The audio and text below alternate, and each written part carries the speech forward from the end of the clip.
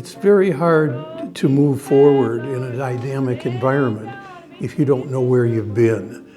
And it's the history that tells the story of who came here and why did they come here and how did this city evolve, or any city evolve.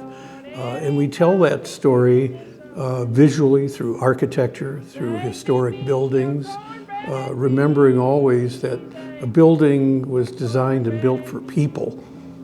And so the stories of the people that occupied those buildings, that worked very hard in their various trades, is a reminder of how the city evolved.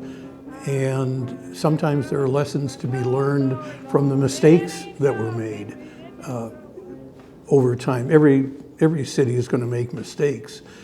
And so preserving our past is also a picture book for those that are coming here.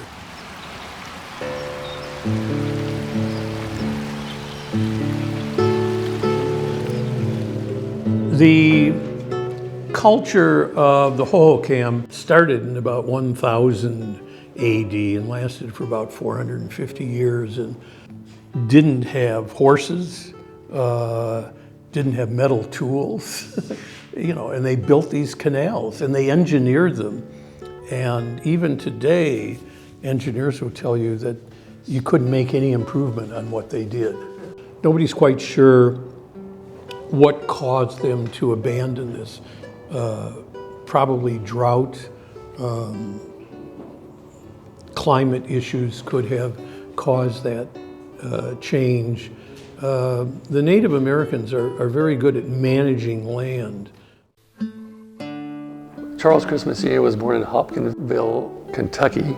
He heard about the Mormon Church and he joined the Mormon Church back in the 1830s. But along around 1877, he thought maybe there's rumor to this truth about there being level farmland with an ancient canal system in the territory of Arizona that we could go and exploit. And so he petitioned Brigham Young to come down here. And so Brigham Young says, well, yeah, it's kind of getting hot for us polygamists. So we need a place in Mexico and we need a place, along the way. And so the first group came down in 1878, and it was an incredibly perilous journey. You cannot imagine how difficult it was. We're talking no roads, no bridges, and your oxen, horse-drawn or oxen-drawn wagons, doing it on foot. And they finally reached the valley, and the conclusion was, this looks a lot like Mexico. Why don't we just stay here? Mexico was still quite a distance away. So the first group that came settled in Lehigh. One evening as the sun went down and the jungle fire was burning, down the track for this area, they came here as pioneers and there was nothing here, nothing. And they worked and scrapped with their hands and hard labor and made the city we are today.